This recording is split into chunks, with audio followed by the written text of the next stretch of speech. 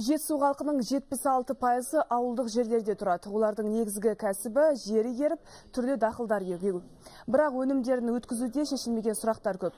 Бұл ақпараттық жұмыстардың аздығынан болып отыр. Ұлттық кәсіпкерлер палатасының басқарма төрағасы Абылай Мырзахметов Алматы облысының кәсіпкерлерімен кездесу барысында осылай деп мәлімдеді. Қазір шаруа адамына ыңғайлы мемлекеттік бағдарламалар көп. Оған қалай қатысуға болатынын көпшілікке түсіндіру қажет. Облыстық кәсіпкерлер палатасының аудан қалалардағы 19 филиалы осы жұмыстарды қолға алып, халықпен тығыз байланыс орнатуға тиіс деді ол. Ұлттық кәсіпкерлер палатасы басшысының айтуынша, жақында республика кәсіпкерлерінің бірінші съезі өтеді. Кәсіпкерліктің бүгінгі жай-күйі мен келешегі сол жиында жан-жақты сөз болмақ. Тағы бір үлкен мәселе, жақында ғана біз тарихи оқиғаның куәсі болдық.